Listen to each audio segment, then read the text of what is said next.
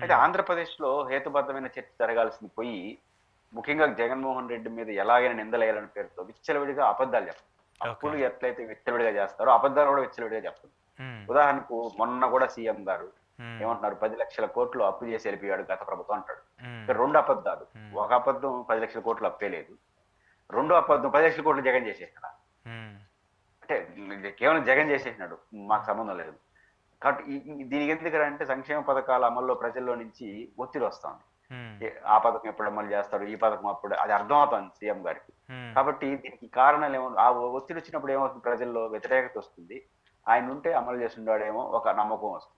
ఎందుకంటే హ్మ్. గతంలో జగన్ గారు సిన్సియర్‌గా చేశారు కాబట్టి. అవును. కాబట్టి ఒత్తిడిని తట్టుకోవడం కోసం ఏం చేస్తారంటే ఆహ్, లక్షల కోట్ల అప్పు ఉందని చెప్పేస్తారు. హ్మ్. ఆహ్, జగన్ వైపు వెళ్ళకూడదు కాబట్టి ఆయనే దీనికి కారణం అని చెప్పాడు. ఈ హ్మ్. ద్విముఖ వ్యూహంతో అప్పులపైన ప్రభుత్వం చెప్తా అంటే ప్రభుత్వం అర్థం చేసుకోవాల్సింది హ్మ్. మనం 14,00,000 కోట్ల అప్పు ఉందని చెప్పిన అంచనాతో సూపర్ సిక్స్ ఇచ్చాం. హ్మ్. 14,00,000 కోట్ల అప్పు ఉందని అంచనాతో సూపర్ సిక్స్ ఇచ్చాం. ఇప్పుడు హ్మ్. మీరు చెప్పినట్టు 10,00,000 కోట్లు అయినప్పుడు ఇంకా 4,00,000 తక్కువే ఉన్నట్టే కదా. అవును గదా! హ్మ్. సూపర్ సెవెన్ కూడా అమలు చేయండి. హ్మ్. హ్మ్. ఎందుకంటే హ్మ్. మీరు 14,00,000 10,00,000 కోట్లు. ఇది మొదటి అంశం. ప్రజలు అంత అమాయకంగా ఆలోచిస్తారని ఎందుకు అనుకుంటున్నారో తెలియదు. రెండో హ్మ్. పాయింట్ ఏంటంటే అసలు 10,00,000 కోట్లు లేవు కదా. హ్మ్. కేంద్ర ప్రభుత్వం, రాష్ట్ర ప్రభుత్వం అధికారికంగా ఇప్పుడు జగన్ గారు, చంద్రబాబు ఇంకోరు చెప్తే సరే వాళ్ళ అబద్ధాలు. హ్మ్. మనమే చెప్తి పయ్యవాళ్ళ హ్మ్. కేశవ్ గారి రూపంలో హ్మ్. 7,00,000 చిల్లర కోట్లు అన్ని రకాలు అంటే స్టేట్ గవర్నమెంట్స్, గ్యారంటీస్, వివిధ సంస్థల నుంచి తీసుకొచ్చిన కార్పొరేషన్‌లు అన్నీ అప్పులు కలిపి. హ్మ్. అన్ని తీసుకొచ్చారు. హ్మ్. ఇంకా ఏదైనా పాత బకాయిలు కొన్ని ఉంటాయి కాంట్రాక్టులు. హ్మ్. ఇవన్నీ లెక్కేసుకుంటే ఒక 40,000, 50,000 కోట్లు వేసుకున్న 8,00,000 కోట్ల లోపే హ్మ్. జగన్ గారు ఎండ్ ఆఫ్ ద డేకి అప్పులు ఉన్నాయి. అంటే కార్పొరేషన్ అప్పులు, రాష్ట్ర ప్రభుత్వ అప్పులు, వారసత్వంగా వచ్చిన అప్పులు మరియు అంతకుముందు 5 ఏళ్ళు వాళ్ళు బకాయిలు చేసినప్పుడు. హ్మ్. బకాయిలు హ్మ్. అన్ని కలిపితే 8,00,000 కోట్ల లోపు ఉన్నాయి. హ్మ్. మరి 10,00,000 కోట్లని ఇంత దారుణంగా చెప్పడం ఏంటో నాకు అర్థం కాదు. ఓకే. రెండోది ఆ 8,00,000 కోట్లలో కానీ లెక్కలు తీసినామంటే జగన్ అప్పుల కన్నా చంద్రబాబు అప్పులే ఎక్కువ. హ్మ్. ఇప్పుడు బహుశా ఈ సంవత్సరం 1,00,000 చిల్లర కోట్లు చేశారు కదా. హ్మ్. అన్ని కలుపుకుంటే బహుశా ఇప్పుడు 9,00,000 కోట్లు ఉంటాయి. అవును. నేను చెప్పేది కాంట్రాక్ట్లు గెలిచిన బకాయిలతో సహా హ్మ్. 9,00,000 కోట్లు ఉంటాయి. ఈ 9,00,000 కోట్లు కానీ మనం లెక్కలేసుకుంటే పర్సంటేజ్ లేకపోతే ఏమంటారు చంద్రబాబు గారు? ఆ 10,00,000 కోట్లు జగన్ ఖాతాలో వేసేస్తారు. హ్మ్. ఆ లెక్క 9,00,000 కోట్లు జగన్ ఖాతా అయితే హ్మ్. లెక్కలు తీస్తే జగన్ ఖాతా కన్నా చంద్రబాబు ఖాతా ఎక్కువ.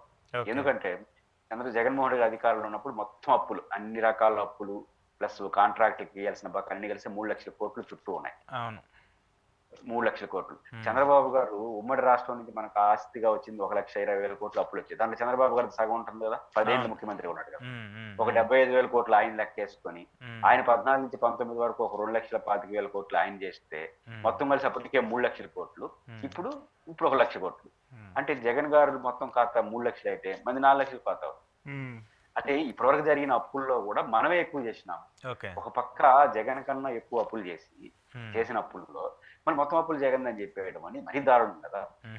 మరి జనానికి కూడా కొంత తెలివి ఉంటుంది అనేది మర్చిపోయి హ్మ్. సూపర్ సిక్స్ యొక్క థ్రెట్, సూపర్ హ్మ్. సిక్స్ యొక్క ఫేవర్ తో చంద్రబాబు గారిని ఈ రాంగ్ ఇంటర్ప్రిటేషన్, చిత్రమైన విన్యాసాలు ఇవన్నీ హ్మ్. ఎందుకు వేస్తున్నారంటే సూపర్ సిక్స్ జ్వరం. హ్మ్. సూపర్ సిక్స్ అమలు చేయలేరు. సూపర్ సిక్స్ అమలు చేయకపోతే జగన్ ఖాతాలో పడిపోతాం. ఓకే. కాబట్టి సూపర్ సిక్స్ అమలు చేయకపోతే హ్మ్. కారణం జగన్మోహన్ రెడ్డి అప్పులు చేసేసినాడు. హ్మ్. కానీ అట్లాంటివి అయినా కంటే మీరు ఏమో ఆయన గురించి ఆలోచించాలి.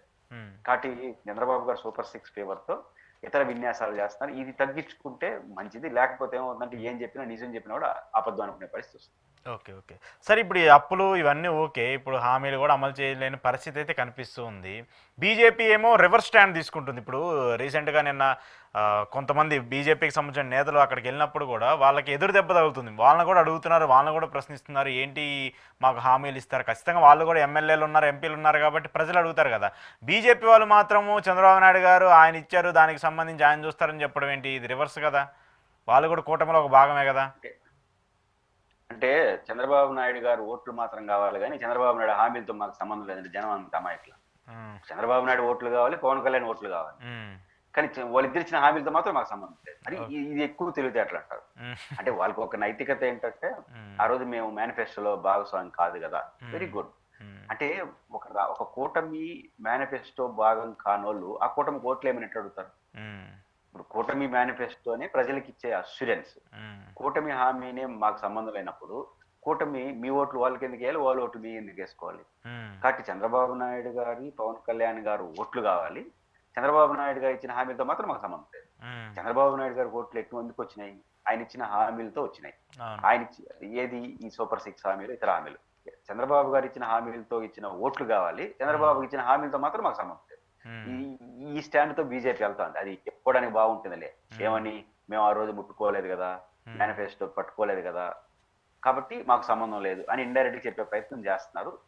బహుశా వాళ్ళకి ఇబ్బంది కూడా లేదు, బీజేపీని చూసి ఏమీ లేదు కదా. చంద్రబాబు నాయుడు గారిని, జగన్ గారిని, పవన్ కళ్యాణ్ గారిని చూసి బీజేపీ కోట్లు వేసినారు. కాబట్టి వాళ్ళ మీద కోపం వస్తే ఎట్లా మన మీద వస్తుంది, పోయింది ఏమిటి అనుకుంటున్నారు వీళ్ళు. కానీ ప్రజల్లో విశ్వాసం కోల్పోతున్నది వాళ్ళు గుర్తిస్తే మంచిది. Okay okay. ఏంటి సార్ ఈ కొలికిపూడి గారి అంశం ఏంటి? చాలా పెద్ద ఎత్తున వివాదం అవుతుంది, విమర్శలకు దారితీస్తుంది. నిన్న ఒక ఎమ్మెల్యేగా ఆయన వెళ్ళి ముఖ్యమంత్రి గారిని షేక్ హ్యాండ్ ఇచ్చినానో లేదంటే నమస్కారం పెట్టినానో, ప్రతి నమస్కారం పెట్టాల్సి ఉంటుంది.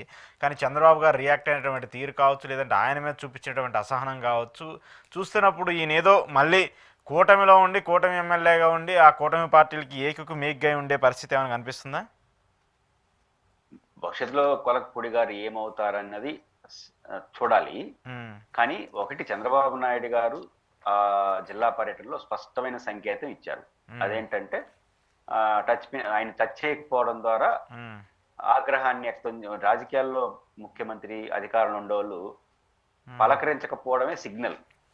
ఇప్పుడు అధికారులు అందరూ ఎవరు మాట వింటారు? ఎమ్మెల్యే మాట వింటారు. ముఖ్యమంత్రి పలకరించకపోతే ఏదో తేడా ఉందని వినడం మానేస్తారు ఫస్ట్. కాబట్టి అధికారంలో ఉన్న పార్టీతో డీల్ చేసేటప్పుడు అధికారంలో ఉన్న ఎమ్మెల్యేలు రెండే మార్గాలు. ఒకటి అడ్జస్ట్ అయి పని చేసుకోవడం, కుదరకపోతే క్విట్ అయిపోవడం. ఓకే, అంతే తప్ప నేను అడుగుతానంటే సీఎం అలగడం మొదలెడితే మనం తట్టుకోలేం, సమస్య అది. ఇప్పుడు మన ఎమ్మెల్యే అడిగితే సీఎం